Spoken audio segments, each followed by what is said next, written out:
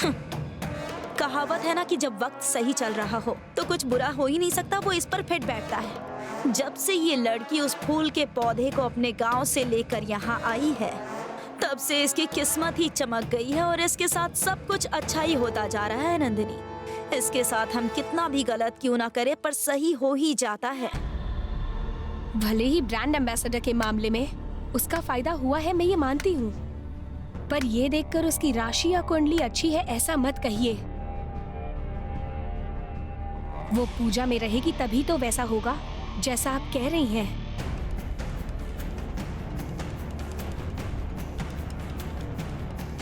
अगर उस पूजा में पार्वती शामिल नहीं हुई तो? ये क्या कह रही हो तुम नंदिनी? आपने सही सुना है।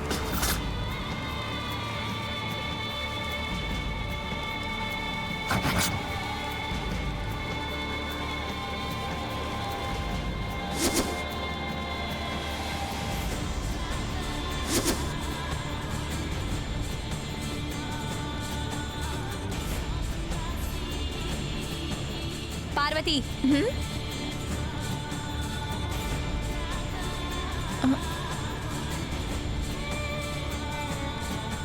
मेम साहब, ये पूजा शुरू होने से लेकर पूरी होने तक तुम इस तरफ नहीं आओगी। किचन के अंदर ही रहोगी, समझ गई?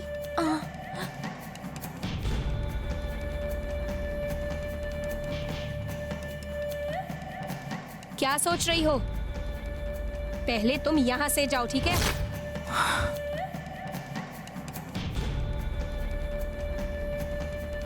मैं कह रही हूं ना, जाओ यहां से। जा रही हूँ।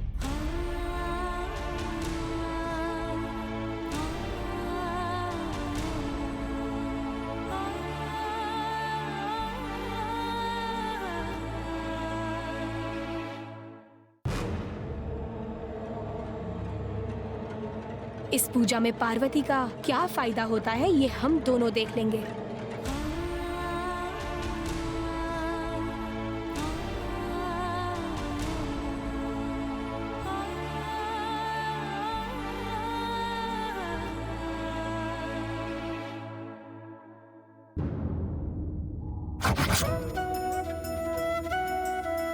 नंदिनी, दीदी आ रही है, चलो।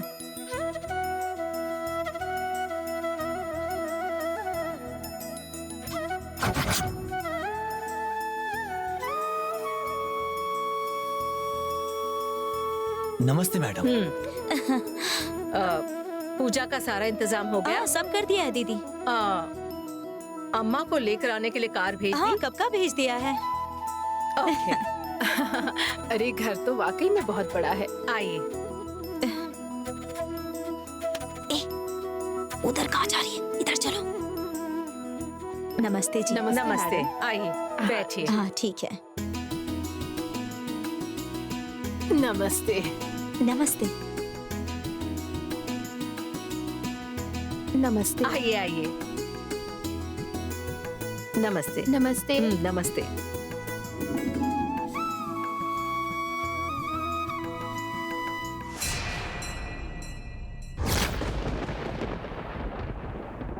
जैसा मैं कहती हूँ वैसी ही पूजा करना राजेश्वरी।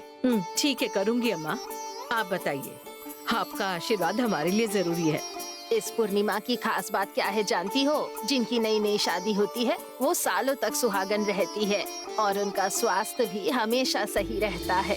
जिनकी उम्र शादी लायक होती है उन्हें अच्छे रिश्ते आते हैं और जल्दी शादी हो जाती है। इस पूजा की यही सबसे बड़ी खासियत है, समझ गई ना?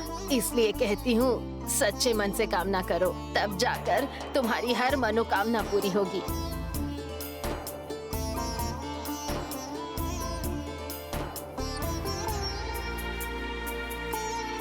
क्यों राजेश्वरी, क्या अब पूजा शुरू करें? करते हैं अम्मा।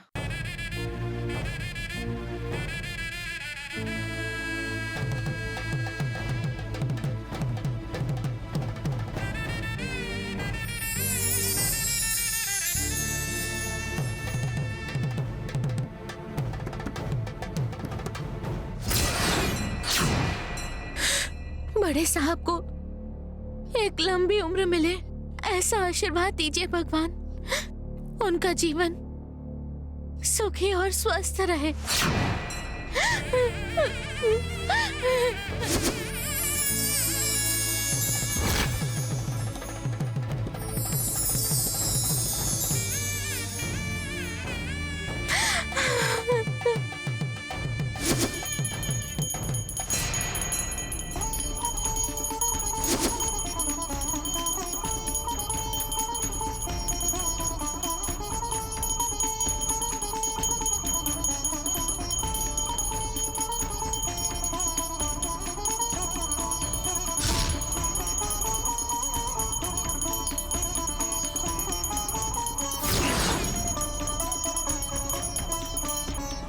केले और बाकी सामान कहाँ है वंजा? पूछ रही है केले कहाँ पर है? दादी आपके बगल में ही तो है। ऐसा क्या? पर मुझे तो दिखे ही नहीं। हाँ, इधर ही बगल में है। रखे चलो, हुए मिल गए। केले तो ठीक से नजर नहीं आ रहे इन्हें। पता नहीं ये पूजा कैसे करवाएंगी हे भगवान। वंजा, दीदी उनकी उम्र कितनी है पता है? 80 साल। ये बहुत सौभाग्यशाली हैं। एक औरत जब तक जिंदा रहती है ना, उसके माथे पर सिंदूर होना जरूरी होता है। उससे उसका अच्छा नसीब जुड़ा होता है। और जब इतनी उम्र वाली सुहागन का आशीर्वाद हमें मिल जाए तो हम सबके सुहागों की उम्र लंबी होगी। इसलिए ये पूजा रखी है। सॉरी दीदी।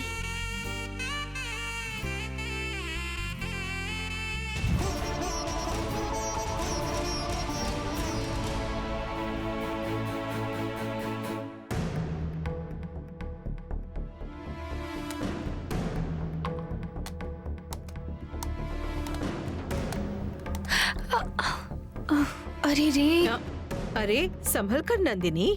सॉरी सासू माँ, तेल खत्म हो गया इसलिए दिया बुझ गया था। बस इसमें तेल डालने आई थी, हाथ से फिसल कर नीचे गिर गया। मैं अभी साफ कर देती हूँ। सॉरी। बिल्कुल नहीं, ये तुम्हारा काम नहीं है क्योंकि तुम इस घर की बड़ी बहू हो। इसके लिए घर में बहुत सारे काम करने वाले हैं। वंजा, दीदी पार्वती को बुलाओ और ये साफ करने के लिए कहो। खड़ी क्यों हो? हाँ जो कहा वो सुना नहीं, जल्दी से जाओ। हाँ।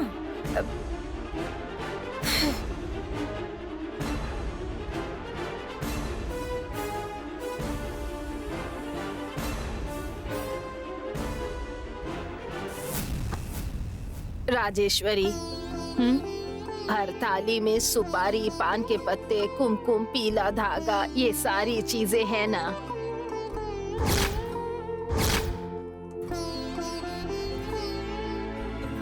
सारी चीजें तैयार है अम्मा, थाली में रखी हुई है। मुझे थोड़ी गुलाब की पंखुड़ियाँ चाहिए। गुलाब की पंखुड़ियाँ अभी देती हूँ।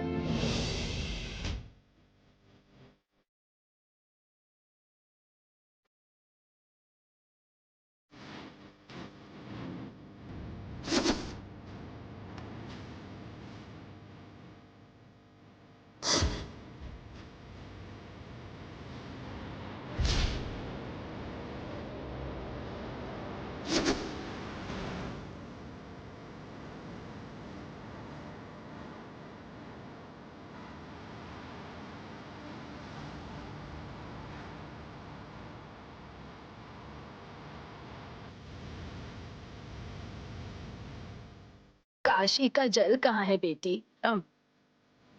वंजा, दीदी काशी का तीर्थ कहाँ है? काशी तीर्थ मेरे साथ पूजा घर में रखा हुआ है, मैं जाकर लाऊं क्या?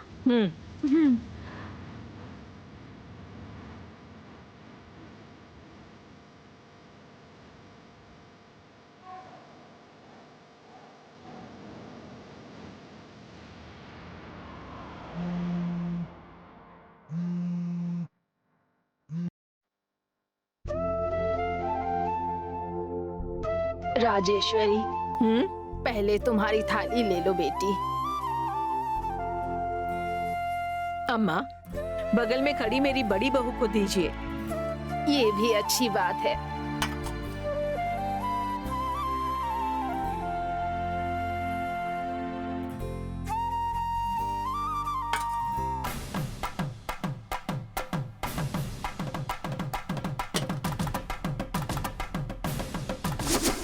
ये लो बेटी।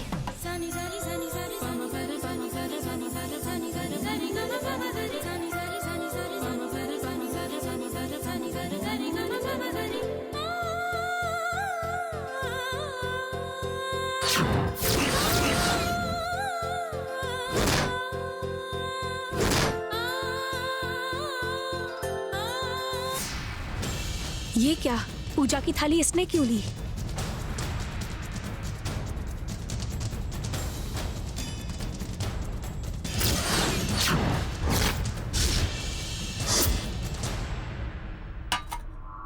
नंदिनी,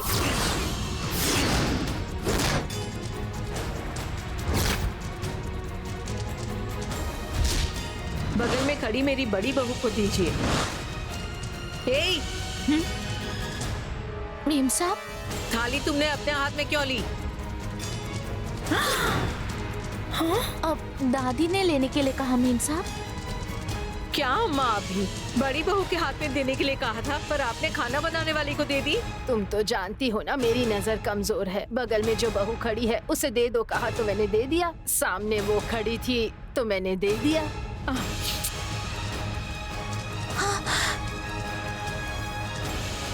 अब पता चला ना? अभी तक थाली क्यों पकड़ी हुई हो? नीचे रखो। ऐसा करना अशुभ होगा।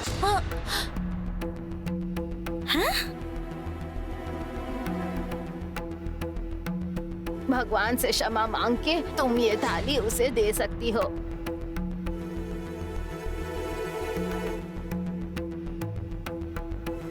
ए, हाँ? खड़ी खड़ी सोच क्या रही है? जल्दी से भगवान से माफी मांग ले और थाली नंदिनी के हाथ में दे। हाँ ठीक है मेम साहब।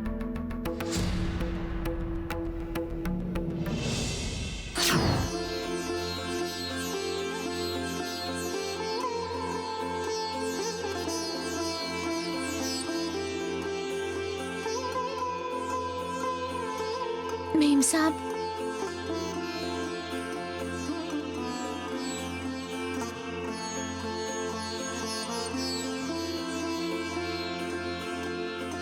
नंदिनी, हाँ सासू माँ। ले लो इससे। हाँ।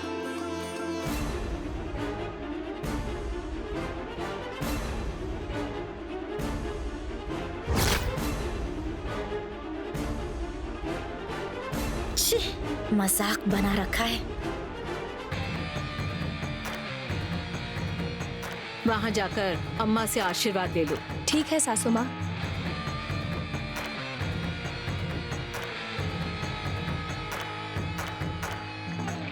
दादी, आशीर्वाद दीजिए। हमेशा खुश रहना बेटी। उठो।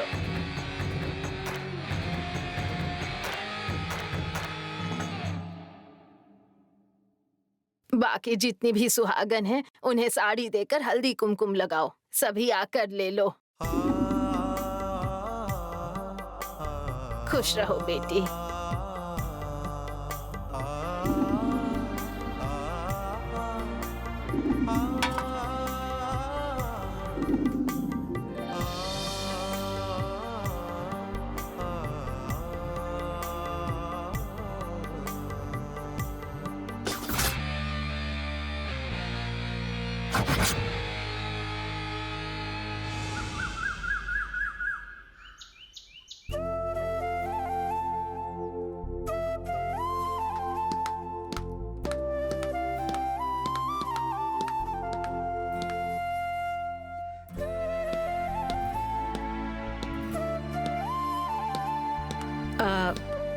Aishwarya.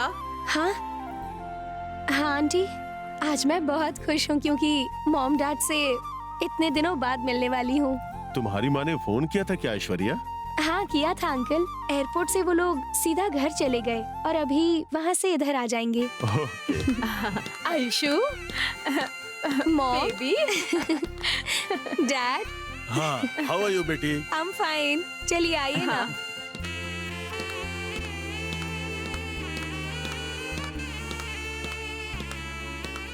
Good morning madam. Good morning. Good morning. Good morning. बैठिए ना। वैसे आपकी ट्रिप कैसी रही? फाइन, बहुत ही अच्छी रही। Very good. दरअसल वहाँ काम ही इतना था कि मुझे आने में देर हो गई। I am sorry. It's okay. इसमें सॉरी कहने की क्या बात है? हम लोगों ने जो तारीख बताई थी, अगर हम उस दिन आ जाते तो अभी तक सगाई के साथ साथ शादी भी हो जाती। ये सब हमारी वजह से हुआ ना। आप बिल्कुल सही कह रहे हैं, लेकिन अभी आदि और अरुण की सगाई एक साथ ही होने वाली है।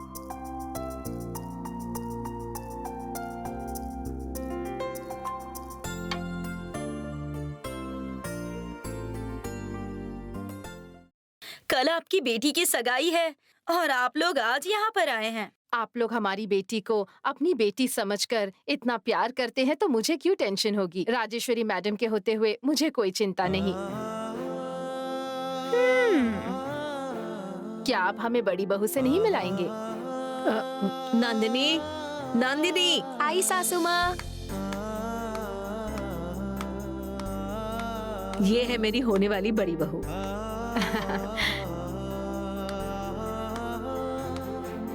नंदिनी, हाँ आंटी। तुम मुझे माँ बुला सकती हो क्योंकि तुम मेरी बेटी ऐश्वर्या जैसी ही हो। ठीक है माँ।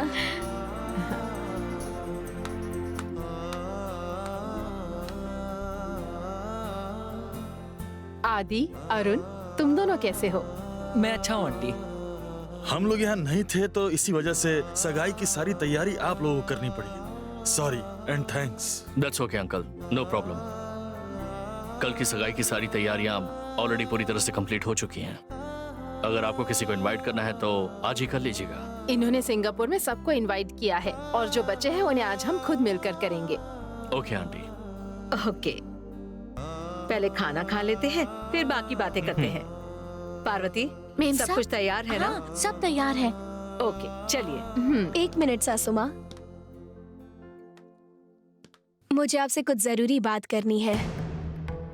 कौन सी जरूरी बात नंदिनी?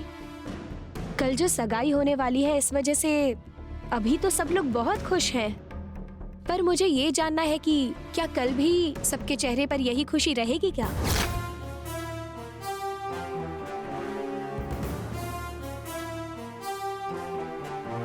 क्या बात है नंदिनी, तुम इस समय ऐसा सवाल क्यों कर रही हो? कल सगाई अच्छे से होगी क्या? कोई रुकावट तो नहीं आएगी? पता नहीं क्यों मुझे अजीब सा डर लग रहा है। मैं कब से ये कहने की कोशिश कर रही थी पर कह ही नहीं पा रही थी।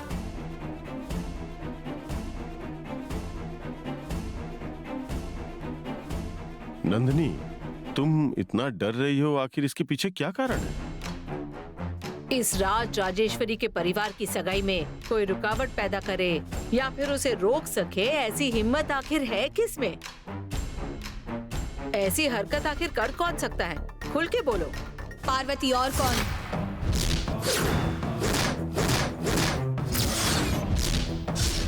ये क्या कह रही हो नंदिनी? तुम्हें लगता है कि पार्वती इस सगाई में रुकावट डालेगी? नंदिनी, ये सब क्या है? तुम्हारे दिल में ऐसा ख्याल क्यों आया? आप मुझे गलत मत समझिएगा प्लीज। मैं सब कुछ बहुत सोच समझ कर बोल रही हूँ। पार्वती की किसी न किसी हरकत से ये सगाई रुक सकती है, इसलिए। मेम साहब, ऐसी बातें मत कीजिए। तू तो कुछ बोल ही मत पार्वती। सासू माँ, आप ही एक बार सोच कर देखिए, जब से ये पार्वती इस घर में आई है तब से इस घर में एक भी फंक्शन अच्छे से हुआ है क्या? आपकी 25वीं सालगिरह के सेलिब्रेशन में भी आग लगकर वो बीच में रुक गया था। आखिर उसके पीछे था कौन सासू माँ, बोलिए? ये पार्वती ही थी।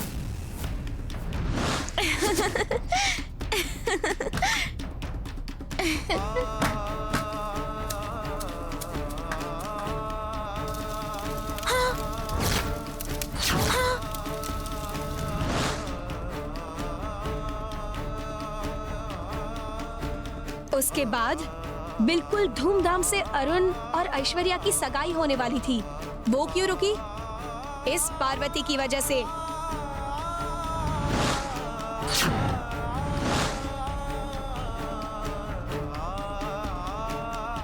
इतना ही नहीं, पार्वती के लिए लड़का चुनकर उसकी शादी करवाने वाले थे, लेकिन शादी के एंड मोमेंट पर दूल्हा भाग गया और उसने वनजा आंटी के भाई के बेटी के साथ शादी कर ली ना।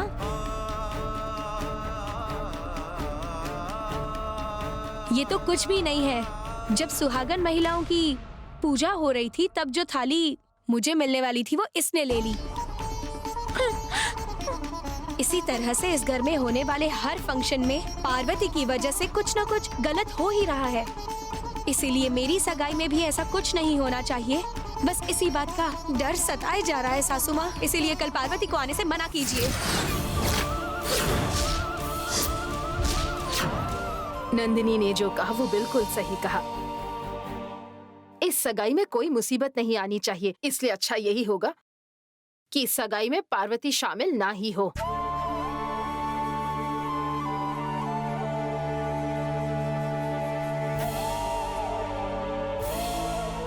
पार्वती, कल तुम मंडप में नहीं आओगी, घर पर रहोगी। मेम साहब, ऐसा मत बोलिए। बड़े साहब और छोटे साहब की सगाई मैं दूर से कहीं किसी कोने में खड़ी रहकर देख लूंगी मेम साहब। बड़े साहब, मेम साहब से कहिए ना। बड़े साहब, मेम साहब से आप तो बात कीजिए। मैं वहाँ किसी से बात नहीं करूंगी। किसी पुतले की तरह मैं एक ही जगह खड़ी रहकर सगाई देख लूंगी। बड़े साहब, बात कीजिए ना। राजेश्वरी, मैंने जो फैसला किया है वो आखिरी फैसला है। तुम मंडप में नहीं आओगी, समझ गई?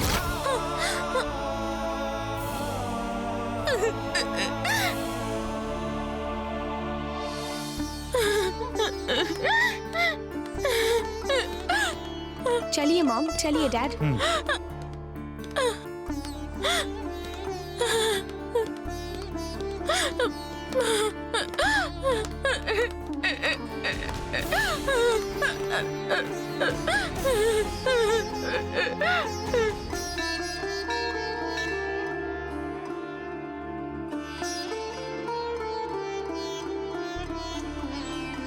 हे देवी माँ, बड़े साहब और छोटे साहब की सगाई मैं अपनी आंखों से देखना चाहती हूँ और उस सगाई में बहुत सारा काम भी करना चाहती हूँ। गाँव में जब किसी की शादी होती है तो हम सब मिलजुल कर वहाँ मौजूद रहते हैं, लेकिन बड़े साहब और छोटे साहब की शादी तो मैं कोने में खड़े रहकर भी नहीं देख पाऊंगी। मुझे ऐसी सजा क्यों मिल रही है? मैं उस सगाई में रहूंगी तो सगाई अच्छे से नहीं होगी, ऐसी बातें हो रही है। मैंने आपका क्या बिगाड़ा है? आपने मेरे साथ ऐसा क्यों किया? मेरी प्रार्थना में क्या कमी रह गई? बड़े साहब और छोटे साहब की सगाई में मैं बस जाना चाहती हूँ। पता नहीं मुझसे ऐसा कौन सा पाप हो गया जो मुझे इतनी बड़ी सजा मिल रही है। एक हारति आज्य दीपम दर्शयामि समस्त रक्षां धारयामि शतमानं भवददाय पुरुषतेन्द्रिये आयुष्येवेन्द्रिये प्रतिष्ठते।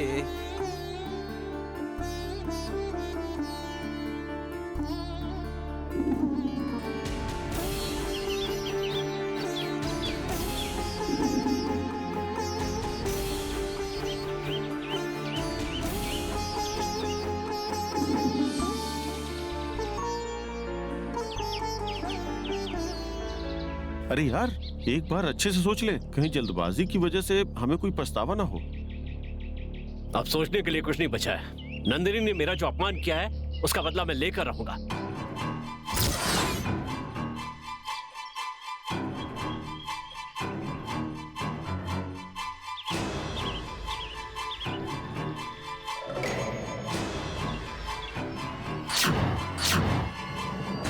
बड़ी उम्मीद के साथ मैं शादी के लिए उसका हाथ मांगने गया था, पर उसने मुझे नीचा दिखाकर अपमान किया। उसका अपमान मैं सपने में भी नहीं भूल सकता। बहुत शर्मिंदा होना पड़ा मुझे। उसके कर्मों की सजा उसे भुगतनी ही पड़ेगी। उस अपमान का बदला लेने के लिए मैं नंदिनी को गोली मारकर खत्म कर दूंगा, तभी मुझे शांति मिलेगी।